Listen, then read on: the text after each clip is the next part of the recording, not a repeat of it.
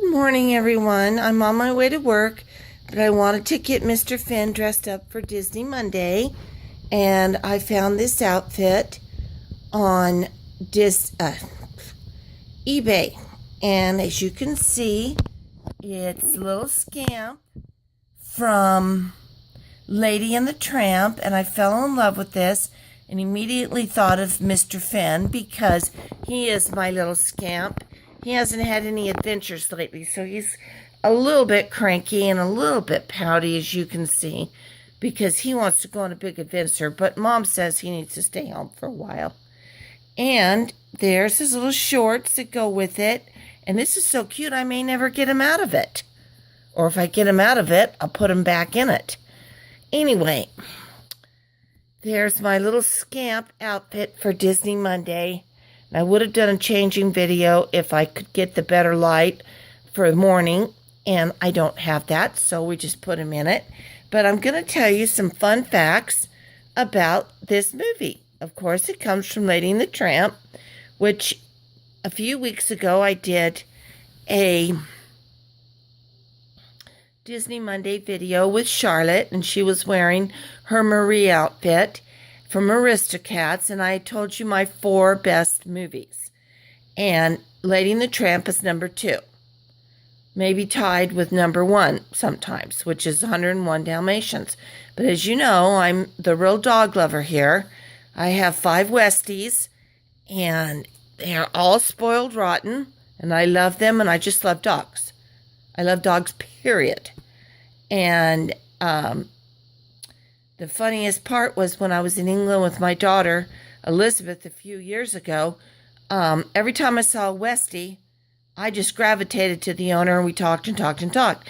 And we'd be walking along, and she'd be talking, and I would spot someone walking their Westie out of the side of my eye, and I would just turn right to them and go right up and pet their Westie and carry on with them, and she'd keep walking and keep talking, and then she'd turn around and she'd go, oh my gosh, my mother's found another Westie. And so that was fun, and I took a lot of pictures of the Westies in England, and it just, I don't know, the British take such good care of their dogs. I'm so impressed. And so anywhere there's dogs, I'm attracted to it. And I love to dress my baby boys in doggy clothes, puppy clothes, anything that has to do with any dogs. I'm there and about it. And anyway, so Lady and the Tramp, thought you might want to know some fun facts about this movie. It was released the first time in 1955. And then it was re-released in 1962. And that's when I saw it with my parents at the Circle Drive-In in Long Beach, and immediately fell in love. Then I started drawing pictures of Scottish Terriers because I fell mostly in love with Jock on that movie. And I drew tons of pictures, plastered them all over my door. I wanted a Scottish Terrier. My mom was for it, my dad wasn't, and I never did get my Scottish Terrier. Well, as I grew up, my daughter ended up getting a Scottish Terrier, and her name was Lois, and that was all fine and well, but she was a little temperamental, kind of like Jock in the movie, and I ended up getting Westies instead, which had a little bit more friendlier personality that suited us.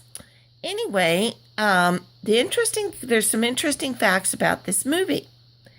One is it was based on one of Walt Disney's employees. And then back in 1937, before World War II even, and he had a Cocker Spaniel, female Cocker Spaniel, and he had a new baby, and so he wrote a little story about the little Cocker Spaniel feeling left out after the baby came. Well, they capitalized on that and enhanced it, and that's where we got the story of Lady and the Tramp. But there's some it's an iconic soundtrack. Peggy Lee, for those of you who remember Peggy Lee or have known her from the future just by listening to some of her iconic tunes like Fever That was written by Peggy Lee. There's been a lot of renditions since then. Michael Bublé has done one, and that is very good, but nothing beats the original that was written and performed by Peggy Lee. She sang Tramp, and I love him. Now my brain has gone crazy, but you know the song in Lady and the Tramp. She sang that. She sang the baby song in that movie and several others. And she was actually the voice for Darling. And a little bit later, she sued Disney because when they came out in video and they were plastering video all over, she didn't get any of my brain has gone crazy this morning. Anyway, she didn't get any of the rights to that, so she sued, and she did win $2.3 million for the rights to her songs being in the video.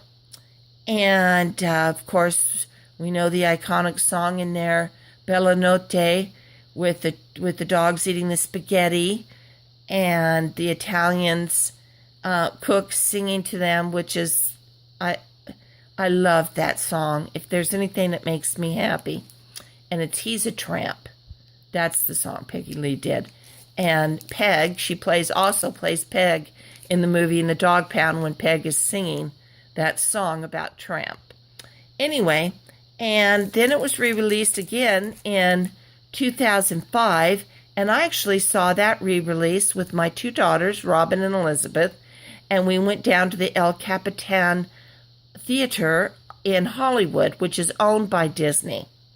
And if anybody lives near Hollywood or somewhere in Southern California who has not been to El Capitan, I suggest you do it because it is a wonderful place to go to see the Disney movies. We saw the re-release of 101 Dalmatians, Pirates of the Caribbean, Lady and the Tramp, among others.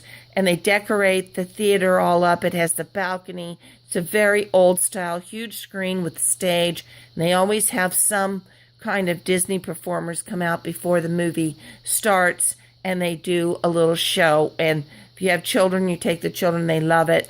And then right next door to it is their soda fountain, old-fashioned soda fountain place where you can get malts and sodas and stuff in a gift shop. So it is a wonderful place to go to see re-releases of movies. And that's El Capitan down in Hollywood. I'm not sure, is it Sunset Boulevard or Hollywood Boulevard? Anyway, if you just look up El Capitan, you'll find it. And so that's just some fun facts. And then I just wanted to show you a couple of other things. We'll have to put this, I think, in front of Finn, but maybe I can just hold it up. There's a lithograph that I got in 2005 when it was re-released that I haven't framed yet, but I plan on doing that. And I also have a little collection of Disneyana, and here's Jock. And I do collect Disneyana figurines, not just, well, pretty much anything, but I don't have a whole lot, but these are very hard to find. And so I collected them over some years. There's Tramp. And of course, our beloved Trusty. And Lady, who's the star of the show. Cocker Spaniel sales from 1955 till about 1970 went through the roof from Lady and the Tramp. Then here's a Jim Shore little lady coming out of her basket on Christmas morning. There, that's better light. But they did, and as a result, it was kind of unfortunate how the breeding went downhill from the popularity of the Cocker Spaniels. They're recovering now, and they're beautiful, but there for a while, it became really quite horrendous what happened to the breed with biting problems, all these things that the breed isn't. And because a lot of bad breeders are misled breeders, I should say, got a hold of this idea that breeding to make money because everybody wanted a Cocker Spaniel, a lady. And me, what did I want? The Scottish Terrier. But needless to say, I love Cocker Spaniels as well. Anyway, that's Mr. Finn, who is my little scamp, for Disney Monday, and I got to get to work now. So thank you for watching. Hope you enjoyed this, and I will talk to you later.